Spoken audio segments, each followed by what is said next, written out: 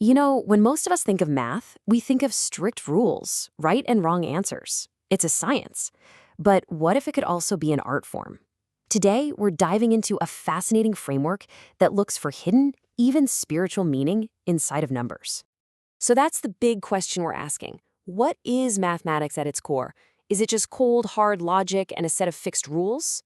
Or could it actually be a language for expressing something much, much deeper? On one hand, you've got the math we all learned in school, right? Rigid rules, abstract formulas, and let's be honest, it can feel a little impersonal. But there's this other perspective, one that sees math as a world filled with hidden patterns, deeper meaning, and maybe even a path to a spiritual connection. To really get what this new view looks like in practice, we have to start with a pretty interesting and very specific mystery. See, this whole approach has deep roots in Islamic tradition, where some believe there's a profound mathematical code woven directly into the very fabric of the Quran. And the key that supposedly unlocks this entire mystery? Well, according to the system, it all comes down to a single number, 19. So, why 19? Well, it's considered this foundational cornerstone of the Quran's structure. Proponents claim it pops up everywhere, from the total number of chapters to the counts of specific words. This recurring number is really the central puzzle that this whole system tries to explore. So, what do we actually call this system of analysis? Well, it has a name. It's called creative number manipulation, or CNM for short. The source material behind this describes it as a way of blending the logic of math with the insight of spirituality, all grounded in that Islamic tradition we mentioned. And this really gets to the core philosophy, you know? The idea is to reframe math as the language of nature. Numbers aren't just abstract concepts anymore. In this view, they're seen as signs of God's greatness. It becomes a search for meaning, not just for answers. Okay, so how does someone actually go about searching for these patterns? Well, you might be surprised at how simple the toolkit actually is. The first core technique is finding what's called a digital root. It's pretty straightforward. You just take any number, let's use 286, and you add its digits together. So 2 plus 8 plus 6 gets you 16. Since that's still two digits, you just do it again. 1 plus 6 equals 7. And there you go. The digital root of 286 is 7. The second technique is even simpler. It's called concatenation. All you do is find a number's digital root, like for 114, the root is 6, and then you just tack it onto the end of the original number.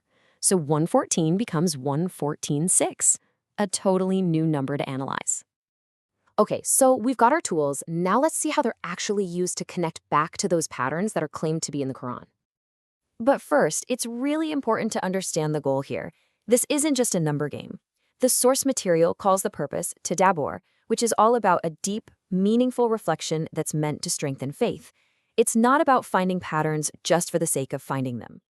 All right, let's look at how this works with a key number, 114. That's the total number of chapters, or surahs, in the Quran.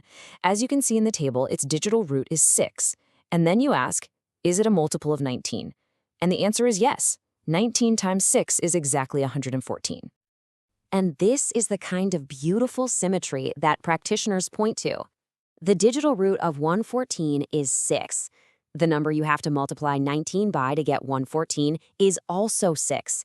For believers in this system, a match like that isn't a coincidence, it suggests a deliberate, meaningful pattern. But, and this is a really big but, this kind of analysis comes with a very serious warning. The source material is actually crystal clear about the need for caution. It explicitly warns against what it calls the danger of excessive interpretation. So this isn't some free-for-all to find any pattern you want and give it meaning. There are some important guidelines to follow. So the core principles are all about staying grounded. First, avoid making these huge, unsupported claims about hidden meanings. Second, remember the goal is reflection, not trying to predict the future. And finally, and this is crucial, always consult with trusted and knowledgeable scholars.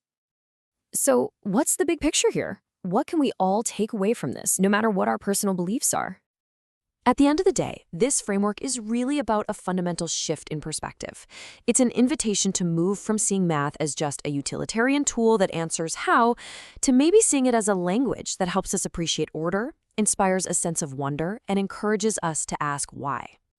And that's really the crucial point, isn't it? Whether you're convinced by the specific patterns or not, the bigger idea here is to reframe our entire relationship with mathematics, to see it not just as a tool for our jobs, but as a potential source of real beauty and meaning.